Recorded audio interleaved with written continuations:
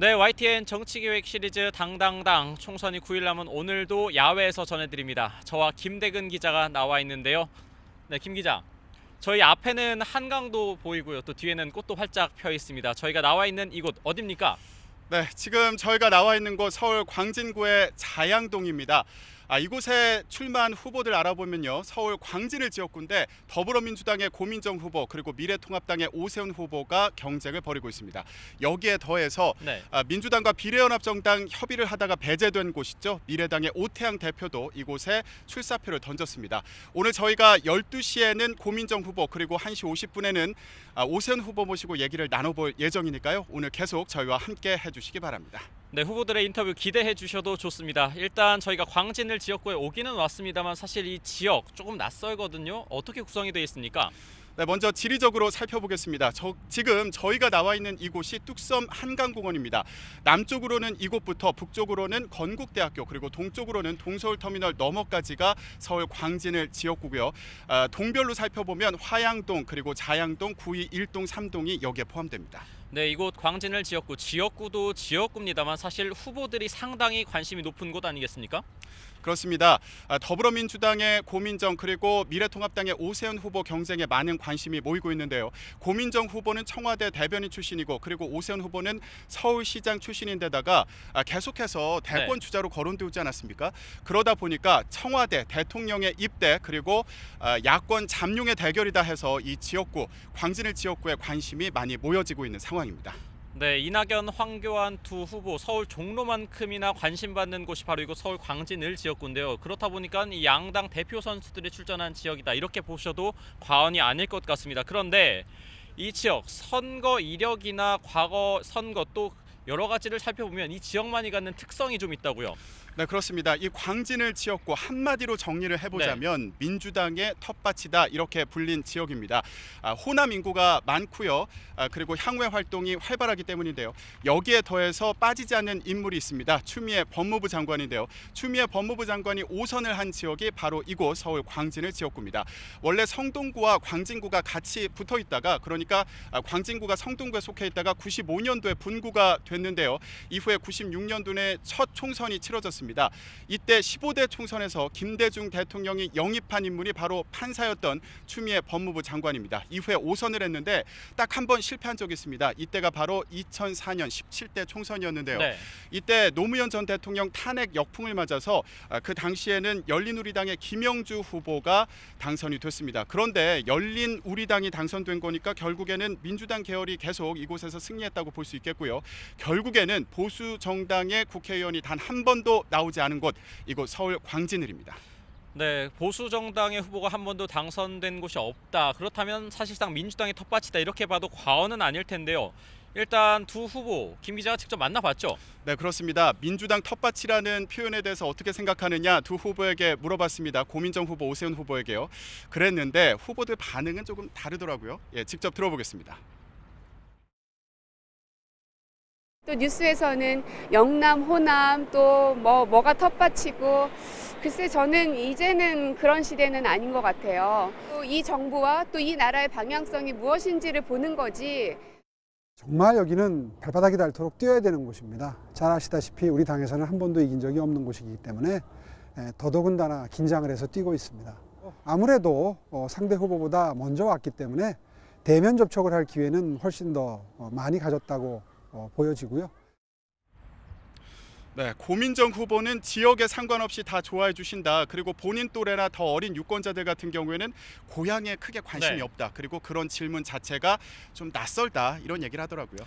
근데 오세훈 후보는 사실 조금 전에 들어봤습니다만 발이 닳도록 뛰어야 된다. 이 한마디에서 다 묻어난다고 생각을 하는데요. 또 통합당 입장에서도 오세훈 후보 공천을 사실상 가장 먼저 했던 만큼 험지로 분류를 하고 있거든요. 이렇게 후보들 끼리는 서로 입장이 완전히 상반이 되는데요. 그럼 지역 주민들은 실제로 어떻게 생각하는지 김 기자가 또 들어보지 않았습니까? 네, 후보들은 서로 좀 앓는 소리를 하는 게 네. 아닌가 이런 생각이 들기도 하는데 주민분들 만나봤더니 호남 출신인 분들은 실제로 민주당 지지한다 이런 말씀 많이 하시고 민주당이 정한 후보니까 지지하겠다 이런 얘기 하시는 분들 만날 수 있었습니다. 그런데 또 흥미로웠던 게 여기에서 추미애 법무부 장관 얘기가 많이 나왔다는 네. 거예요.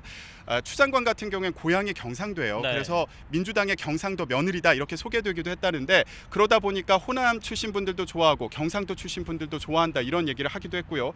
반면에 너무 오랫동안 이 지역에서 국회의원을 해서 피로감을 호소하는 분들도 있었습니다. 이게 개발과도 연관이 되는데 성동구에서 분구된 이후에 뭐가 더 나아졌느냐 이렇게 쓴소리하는 분들도 있었거든요. 그런 만큼 이번 총선에서는 이런 지역색과 그리고 추미애 법무부 장관에 대한 평가 그리고 지역 발전 계획에 대한 구상 이런 것들이 중요한 선택 요소가 될 것으로 보입니다. 네, 그리고 후보들의 얘기 또 지역 주민들의 말까지 봤는데요. 그렇다면 실제 여론 어떻게 나오고 있는지 좀 봐야겠죠. 여론조사 그래프 보면서 설명을 드리겠습니다. 네, 지금 나오고 있습니다. 이거는 저희 YTN이 조사를 했던 겁니다. 고민정 후보가 47.1%, 오세훈 후보가 43.3%로 나오는데요. 오차 범위 내에서 3.8%포인트 차이가 나지만 초접전을 벌이고 있는 것을 알 수가 있습니다. 이 여론조사는 지난달 28일과 29일에 조사했던 결과고요. 또 다른 여론조사가 있습니다.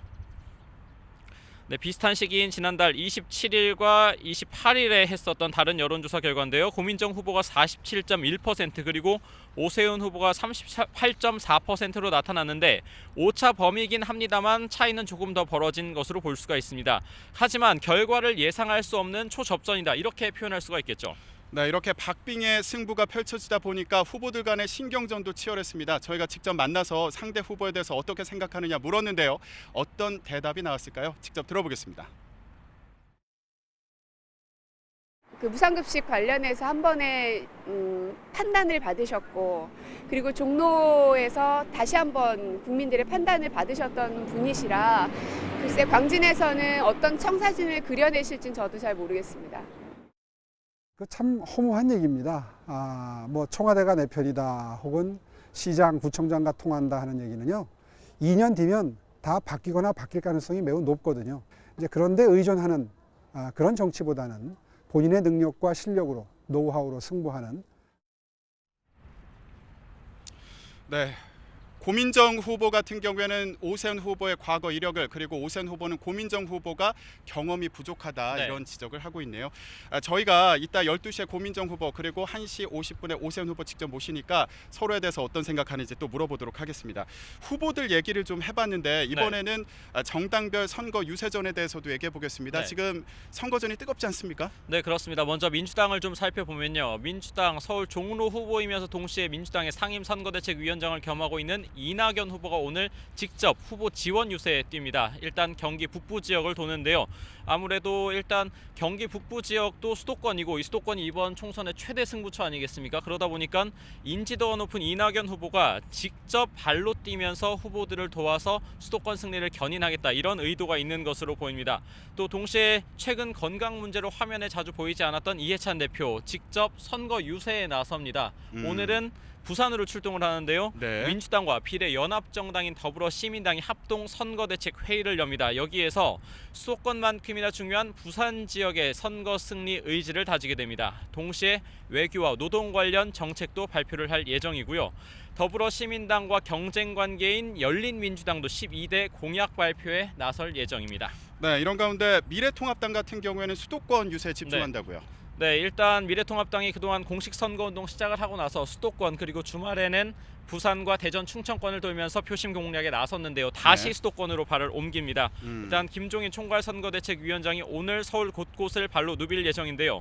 저희가 나와 있는 이곳 광진은 물론이거니와 영등포와 양천, 서대문과 노원 등 경합이 예상되는 지역을 직접 돕니다. 가장 눈에 띄는 것은 당 대표이자 서울 종로 후보로 나선 황교안 대표를 김종인 총괄선거대책위원장이 직접 지원 유세를 간다는 겁니다. 그렇군요. 예.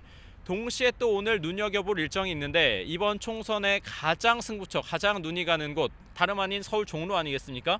이낙연, 황교안 두 후보가 직접 TV 토론에 나섭니다. 일단 각 당을 대표하는 주자이자 또 차기 대권 주자인 만큼 코로나19 사태 대응은 물론이고요.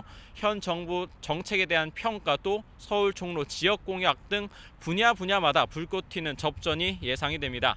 이런 가운데 민생당 손학규 상임선거대책위원장은 경기 남부지역 유세에 나서고요. 네. 정의당은 텔레그램 N번방 사건과 관련해서 처벌을 요구하는 전국 동시다발 선거운동을 벌이고 국민의당 안철수 대표는 오늘도 뜁니다. 네. 전북 임실에서 진안까지 약 30여 킬로미터 국토 대정주에 나섭니다. 네, 유세 일정 알아봤는데요. 오늘 중요한 일정이 또 있습니다. 바로 투표용지 인쇄가 시작된다는 겁니다. 이 일정이 중요한 이유가 바로 후보 간의 단일화 문제와 엮여있기 때문입니다.